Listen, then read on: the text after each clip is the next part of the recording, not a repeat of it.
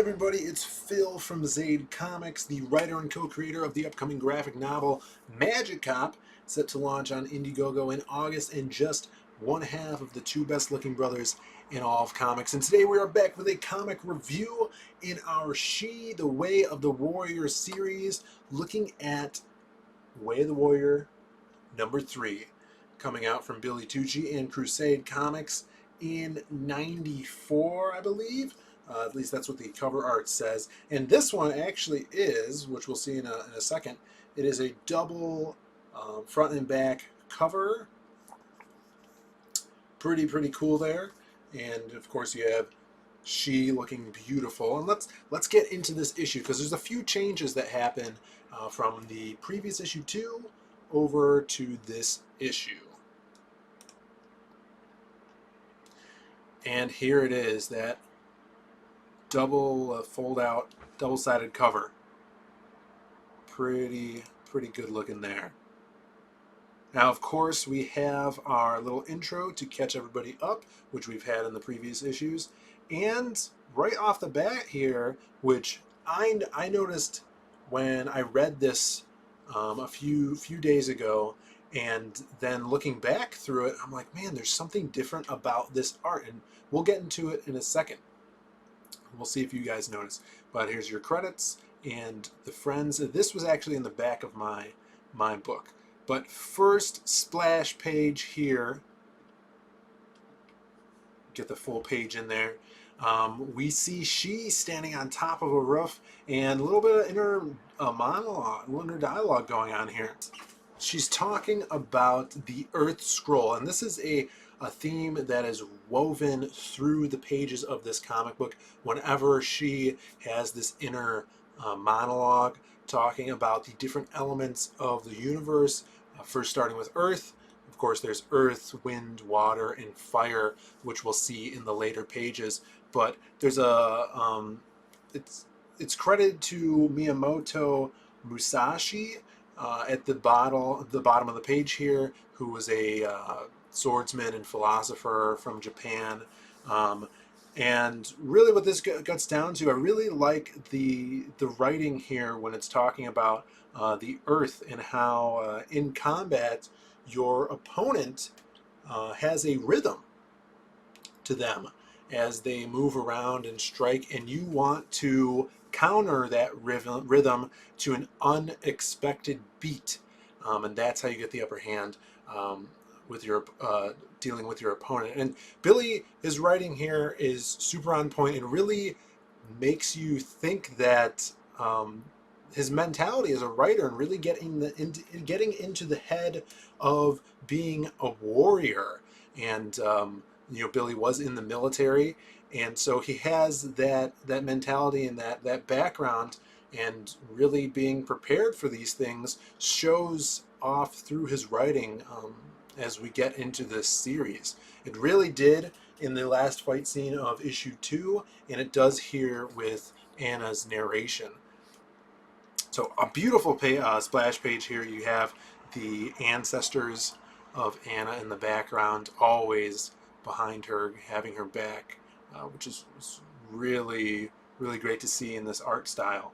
And straight on into a different scene, and now we have the police actually getting their hands on Arashi and questioning him about why did one of the men that he worked for turned up dead in his apartment, because of course she decapitated him in the last issue. But I really want to highlight this panel here.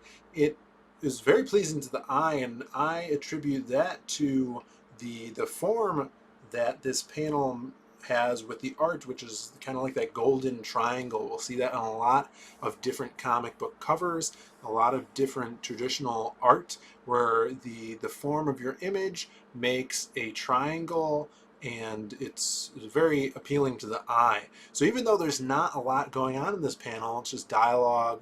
You have Arashi holding the katana, but it's still, eye-catching.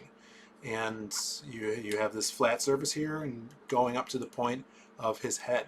I wanted to point that out. I thought that was pretty cool. But yeah, they're questioning him of why one of his men would be slaughtered like he was. And one of the points that they bring up is, why did his man grab a sword instead of his 45, instead of his gun that was sitting on the table, or the other weapons that were in his apartment. Back on the rooftop, Anna is drawing her bow, and we see in the background the door opens behind her and a little kid sneaks up on her. And we get a really cool glimpse into another side of Anna we haven't really seen. And I think the center panel just frames it perfectly, where she's hiding the bow, bending over, smile on her face, and being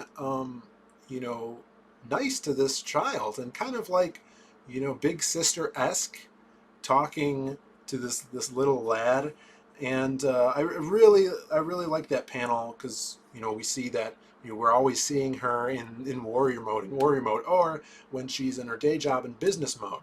This is a really cool a cool side that we don't get to see.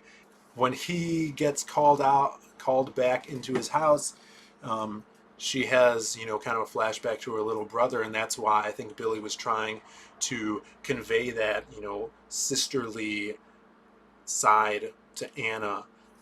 And it seeps through the pages there in that one scene. But back to work, she said, maybe we'll be able to play later, in her little inner monologue. But shoots the arrow, get this badass panel going straight through the windshield, through this guy's neck, and just starts this domino effect of unfortunate occurrences. He crashes into a wall, bounces off into these gang members that riddle the car with lead. And then, of course, as soon as that car crashes into anything, it wouldn't be a 90s action, scene without the car instantly exploding into a fireball.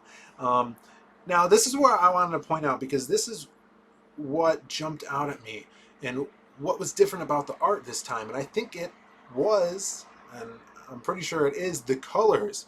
The colors don't match up to what they were in the first two issues. And as we go back, if we want to back up to the credits page, we could see that it's different colorist. So this issue was colored by Comic Color Inc., seemingly a color company. They sent the book out to them, and they actually did the color art, the separations, and lettering. So the color style is totally different from the first two issues. And that colorist on those first two issues, he has his name is Barry Orkin, and I think they were colored by hand because it looked painted. But here, in my opinion, the colors are a little too flat, very shiny, and it jarred me from reading it from the second issue, which had that lasting image in your head of that thug having his head cut off and everything just colored seemingly by a brush, which goes perfectly with the aesthetic of this book, and then into these kind of flat, shiny, computer-esque colors in this one.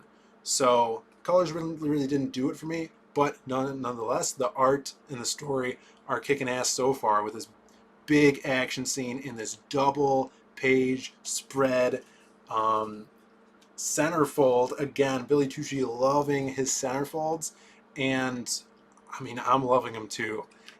As her internal monologue is flowing with the theme of this issue, with the elements now talking about the wind scroll, the speed of combat. So each element having a different aspect to this ever-raging war. And again, here with the colors, this reflection in the blade of the Naginata is really cool. I mean, the art here, that is some storytelling. Seeing the Anna's face in the background and her opponent's face and expression in the foreground, and that reflection. But that color right there, it rips me away from the book a little bit, takes me out of it, and it kind of, I would compare it to like CGI. When you get that 90s CGI fire, that's what that looks like, because it seems like they did make that fire with computer, and it wasn't something that Billy inked in or drew in, and then the inker inked in, because there's no hard outlines on it. And you can see Billy's just having fun with these panel layouts, just these fun, inventive, just trying it out, because this is his first real project, so why not try out new things? Until a big explosion happens and she has to jump into the water, and that brings us to the fire scroll with the explosion, and ending with the water scroll running down all of the elements: earth, wind, fire, and water. Truly the elements themselves favor the righteous. And even here, this panel is colored really well, and you do have some really cool hits even on this water. The light bending and creating that rainbow effect, and then Anna's face, her makeup being washed off. And then in the we actually have a picture from Barry Orkin, the original colorist, on the first two issues. This double page, centerfold here, really nice art, and killed it on this Japanese warrior in the background. But I think this was probably colored by the coloring company also. It doesn't have that paint style coloring. But I want to get back to Anna here in this church. This is the first time I think we see her religious side of her. She is seemingly a Catholic in a Catholic church, talking about her religion and how it helps her through this. So we have a mixed girl. She's Caucasian and Japanese, with those beautiful green eyes that Billy was just on stream talking about. He said he wanted to make the character mixed, not because of any political reason, but he wanted to add a little bit more color to her face and give her those green eyes and make them pop. So I thought that was really interesting when thinking about a character design and how you could make a character more memorable, of eye color, and then how does that relate to her background and cultural background. So this is where the comic starts to wind down. You get some really cool cinematic moments that Billy was probably influenced by 80s or probably late 80s cinema here. You have Anna at work and a police officer, the detective, waiting for her, and you get this perfectly framed shot of the detective looking up at her, seeing her legs first, and it just tells you more than what's happening on the page. You could basically see into his head that, oh, was not expecting this, these legs to be working here, and he's disheveled and caught off guard. He puts his his nice detective face on, and is kind of asking her questions, not really interrogating her, but shows her the dart that was left at the scene of the crime.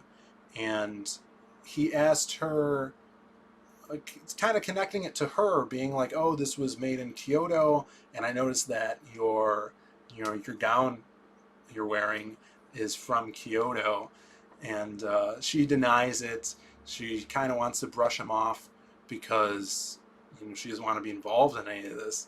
But he does ask her out to lunch, and so they're going to get some dinner over this. They talk about in this news article, this news bulletin, that the man, they're looking for him now because he was seemingly broken out of prison by Arashi, and he killed two FBI agents, FBI federal marshals, I should say.